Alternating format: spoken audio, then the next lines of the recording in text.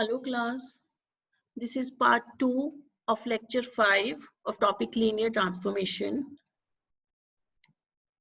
In part 1 of lecture 5, we have seen definition of the kernel and definition of the range of a linear transformation. Now, in this part, we will study how to find out the basis for the kernel and range of a linear transformation. So starting with the kernel part, let L from R raised to power n to R raised to power m be a linear transformation defined as that it is equals to Ax, where A is any fixed m cross n matrix and x belongs to R raised to power m.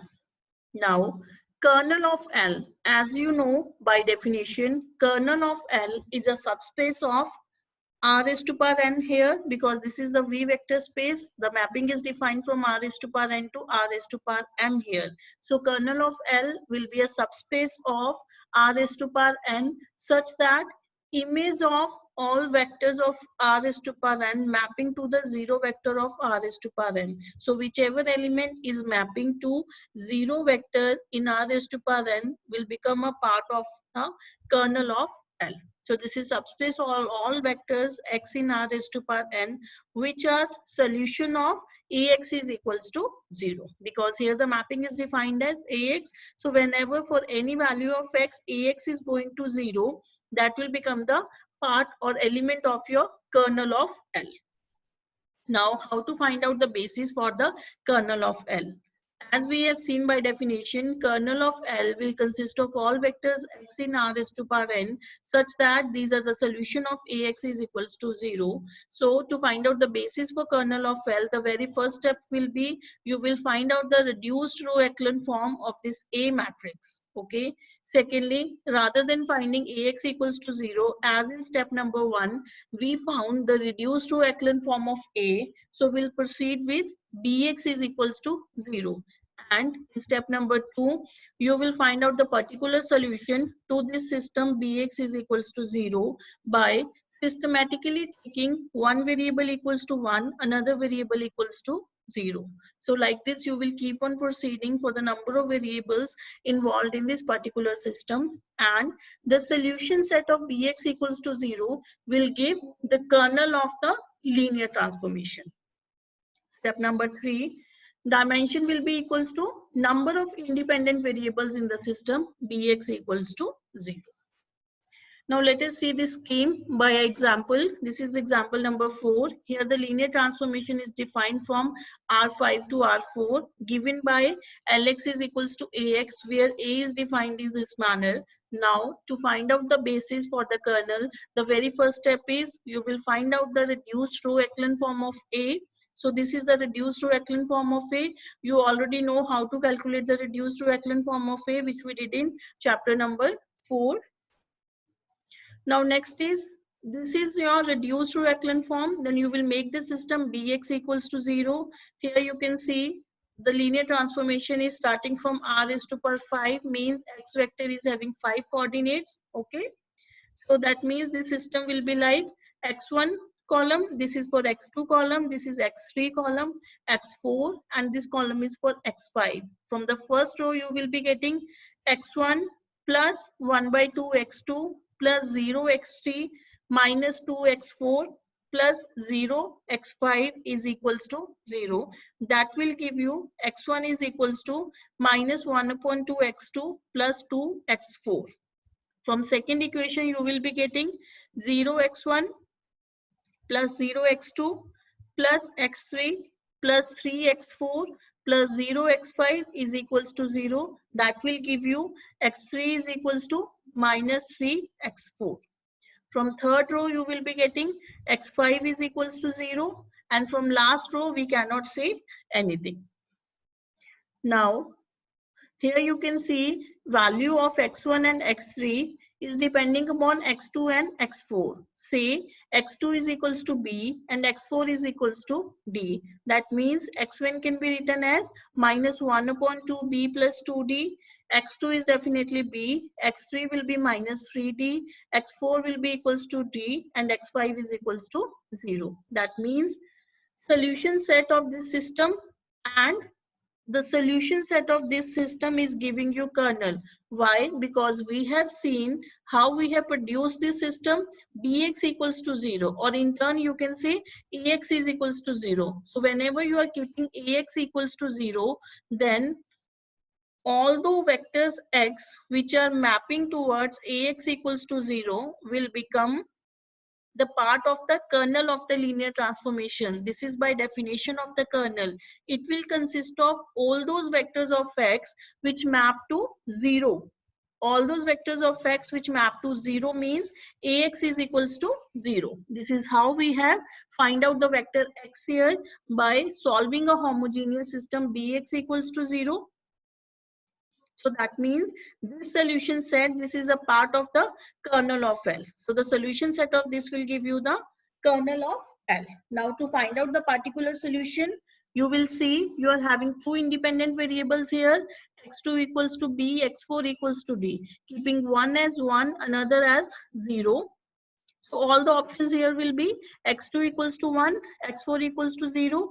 Second option will be x2 equals to 0, x4 equals to 1. You are already aware of this thing, that why we are choosing this system like this, because this we have already did in the class. To find out the linear independent vectors, we choose the scheme like this only, that one independent variable to be 1, another variable to be 0.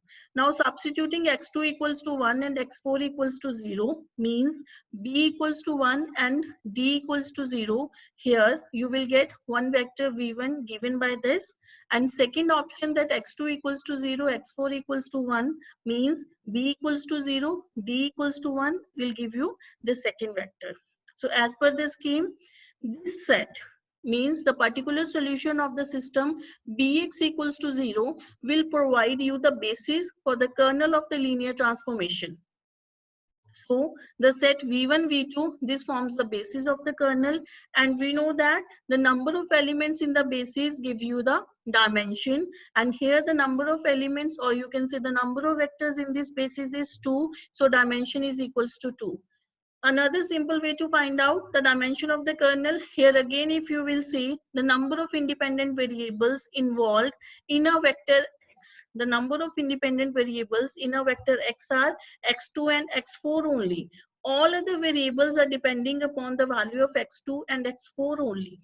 That means the number of independent variables in a vector being an element of the kernel of a linear transformation is 2. That means dimension of the kernel of this linear transformation is 2.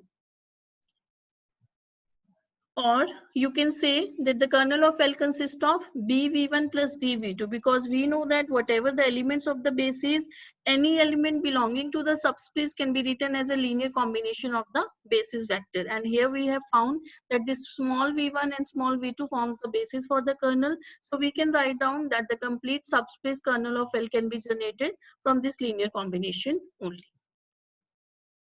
Next scheme is how to find out the range from the matrix of a linear transformation. Now, as we have defined a general linear transformation from Rn to Rm given by Lx is equals to Ax. Now here you can see Ax can be expressed as a linear columns of A, as a linear combination of columns of A, because in particular, if x is equals to x1, x2, xn, it is clear that this mapping is defined from r raised to power n, means x will be having n number of coordinates in this vector, because it is defined as L of x is equals to ax. So how this linear transformation is defined? Whatever vector of r raised to power n you are taking after applying the linear transformation, or it is mapping to ax, where A is a matrix which is fixed for a particular linear transformation. Now Ax can be written as x1 into first column of A plus x2 into second column of A up to nth term like this. This is the simple mathematical notation only, that Ax can be written like this, because A is what? This is a matrix which is getting multiplied by your x vector. Now I can say that range of L, because range of L is what? This is Ax only. This is spanned by a set of columns of A. If you will see here, this is spanned by the columns of A only. So range of L can be written as span of columns of A. because each of every element of AX is written as a linear combination of columns of A matrix. Now to find out the basis for the range of the linear transformation, the first step is find out the reduced row echelon form of A. Second step is find out the corresponding columns of A where the columns in B have a non-zero pivot elements, and that set will become the basis for range of L. Okay. So let us see this thing by an example. I have considered the same matrix which we did in example number 4. So this is your matrix. Now this is your row reduced echelon form. You already know how to get the row reduced echelon form. Here in matrix B, if you observe, column number 1 is having a non-zero pivot entry. Column number 3 is having a non-zero pivot entry.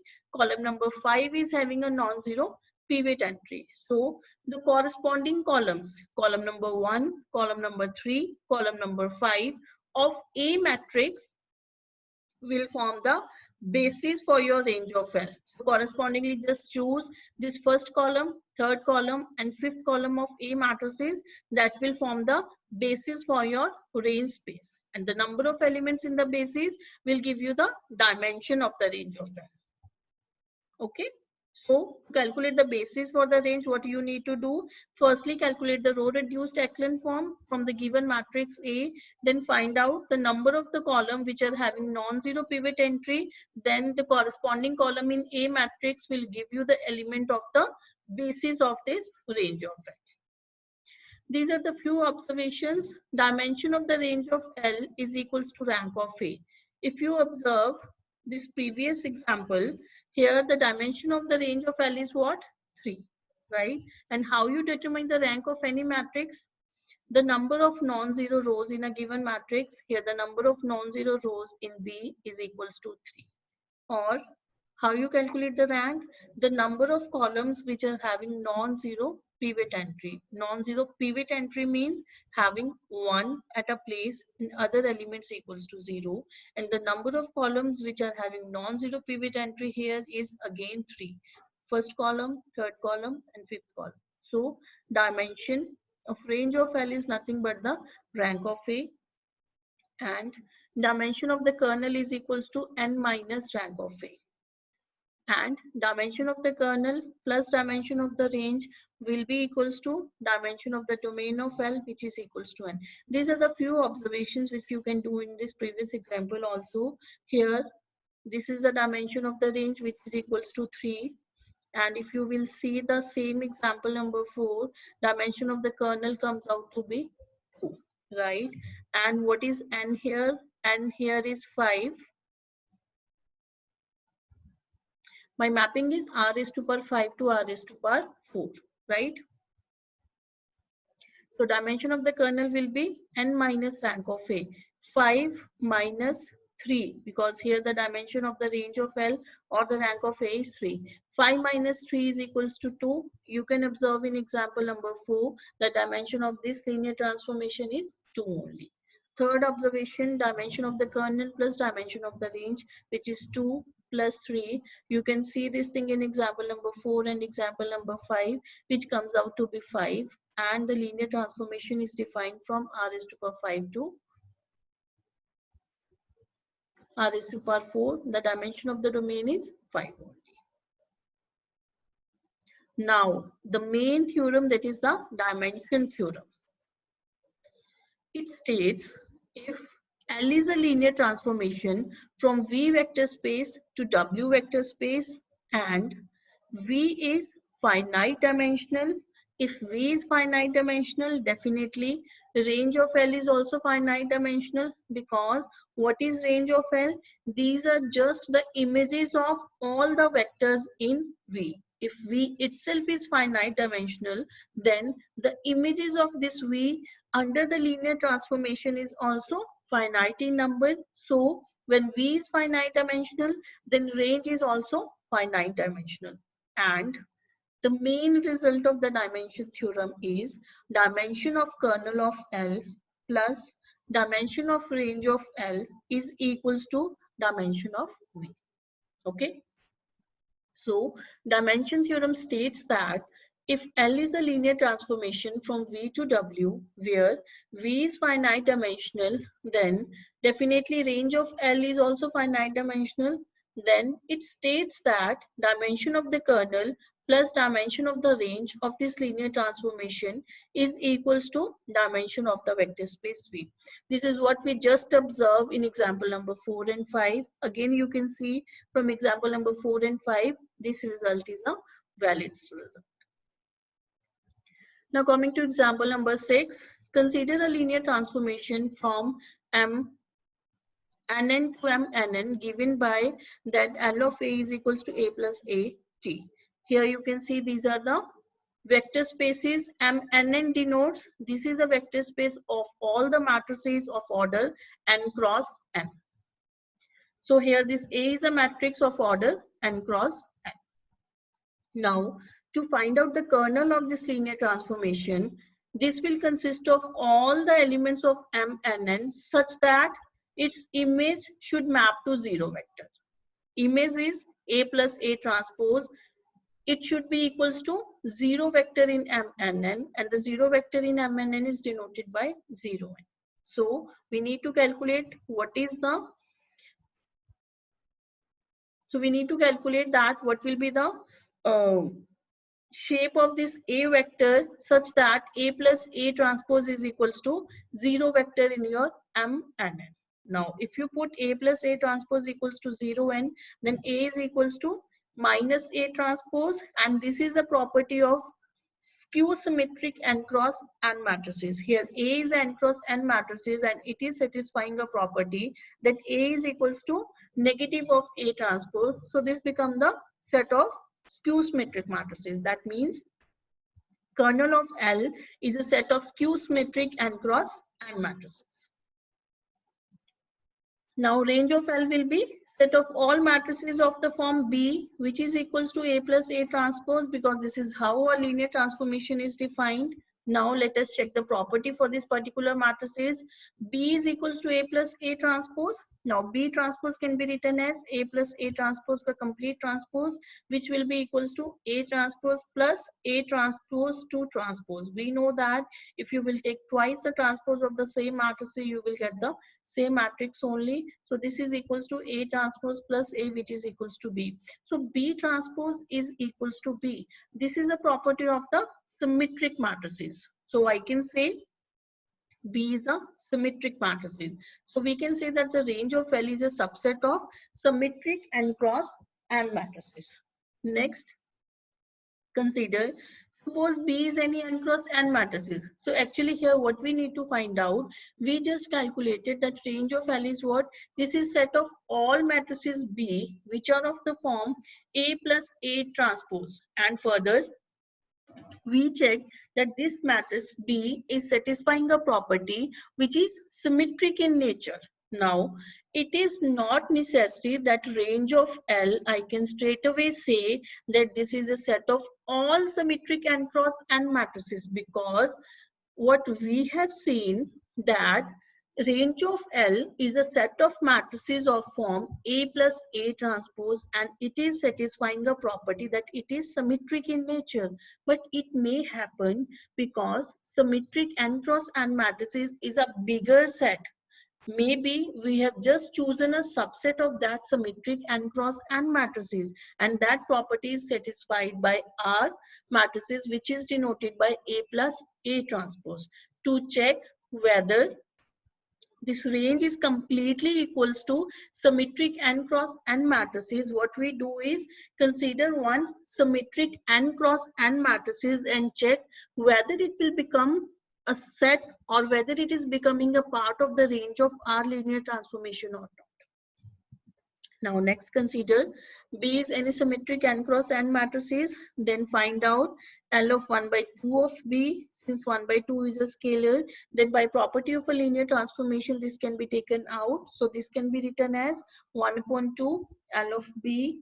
And how our linear transformation is defined? That is B plus B transpose, and we know that how we have chosen B? We have chosen B to be a symmetric matrix. If it is a symmetric matrix, then B transpose will be equals to B only. So it will come out to be B.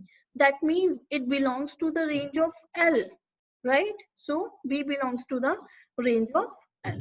So finally we can say range of L is what? This is set of all symmetric n cross n matrices. Now to calculate the dimension of both the things, again the dimension depend upon the number of independent variables. In general, this is the direct formula. The dimension of the skew symmetric n cross n matrices is always n square minus n by 2. And for the symmetric n cross n matrices, dimension is equals to n square plus n by 2. Now to verify the dimension theorem, dimension of the kernel plus dimension of the range, it is coming out to be n square, which is nothing but the dimension of M and N, because dimension for the matrix is defined as this n cross n matrices, means the dimension will be n cross n. Now under this note we will see how the dimension of the skew symmetric is given by n square minus n by 2, similarly for the symmetric matrices. Now here I have considered a journal n cross n matrix, right? This is a journal n cross n matrix. We need to calculate a dimension of a skew symmetric and for the symmetric matrices, right? Means we need to find out the number of independent variables of an element of this type. Now for the skew symmetric, the main properties A transpose is equals to minus A, or Aij is equals to minus Ji, and we know that means A12 is equals to minus A21.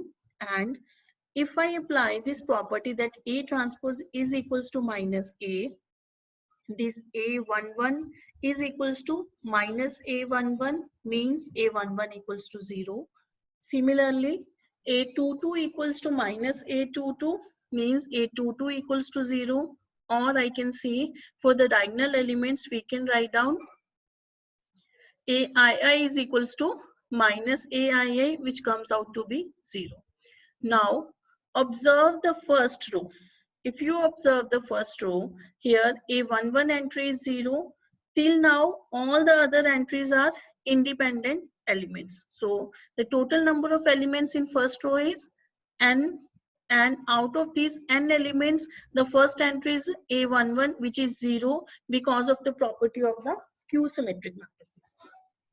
So from first row, I can say the number of independent elements are n minus 1. Now moving towards the second row. Number of independent elements in second row. This is your second row. Here A22 is 0 and A21 is what? Equals to minus A12. And while calculating the number of independent elements in first row, I have already considered A12.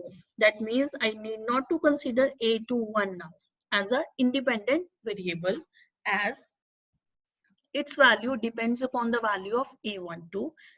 It is equals to A21 is equals to minus A12. That means from second row what I am getting, this is 0. This value is depending upon a value of an element which is an element of your first row, that is A12. That means number of independent elements in second row is n minus 2, right? Similarly, moving towards the nth row, we see the first row is n minus 1, second row is n minus 2. Similarly, if you will check for the third row, A33 will be 0, A32 will be equals to A minus 23, right? A31 is equals to minus of, that means the two elements are depending the value upon the already calculated elements, because here the first element will be A31 equals to minus A13. A32 will be equals to minus A23, where both the elements are already considered as the independent variables. So A31, A32, both are depending upon another values, and A33 is 0. So that means from the third row, the number of independent variables will be n minus 3.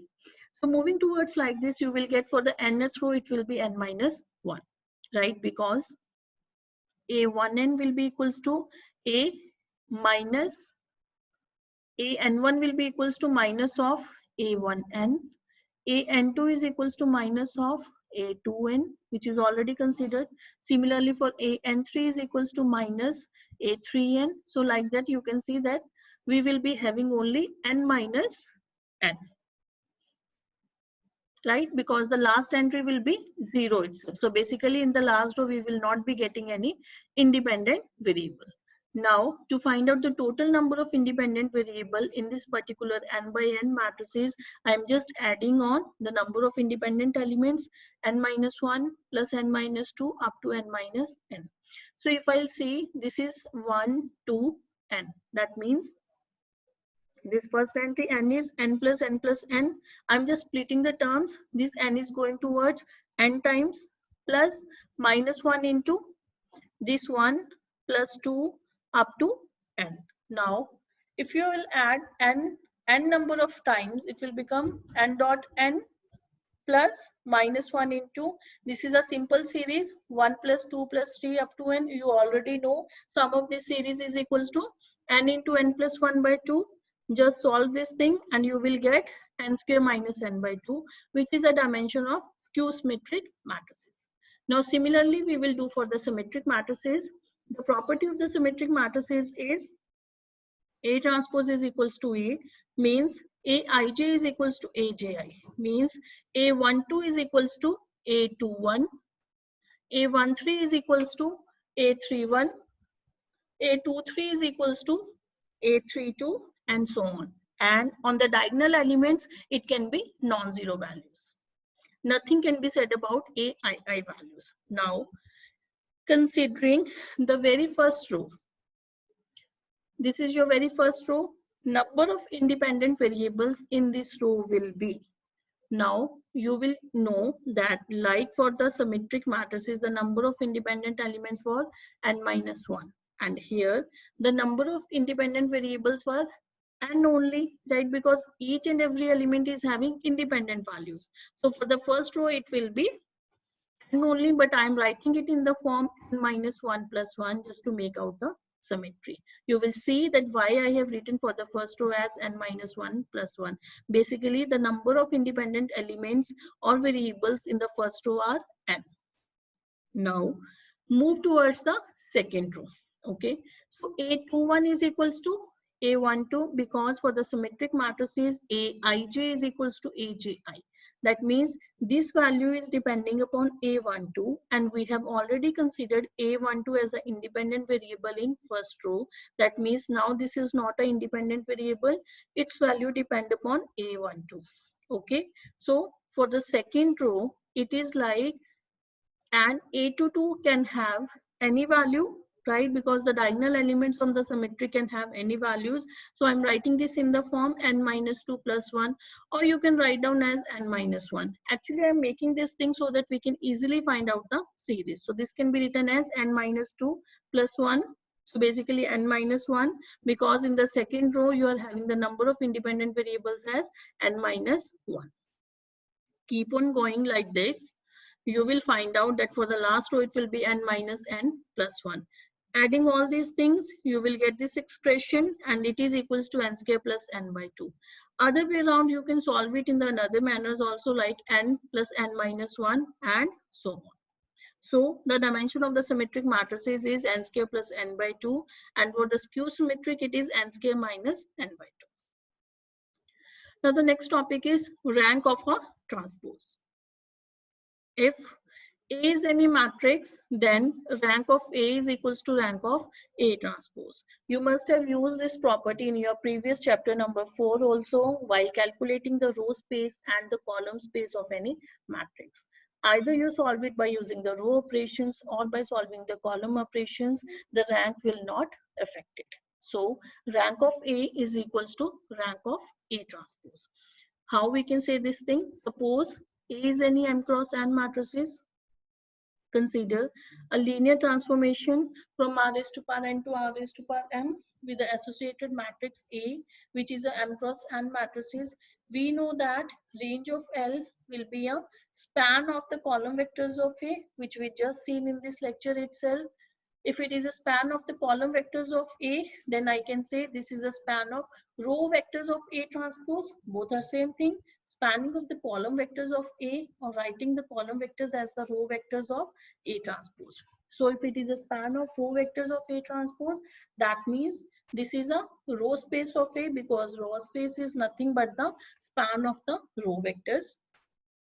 And we know that row space will give us the rank. We have studied this thing in the simplified span method. So dimension of the range of L is nothing but the rank of A transpose. And we have just studied the dimension of the range of L is nothing but the rank of A. In this lecture itself, we have studied the dimension of range of L is nothing but the rank of A, and also dimension of range of L is coming out to be rank of the A transpose. That means if you will take the transpose of any matrix, it will not affect its rank.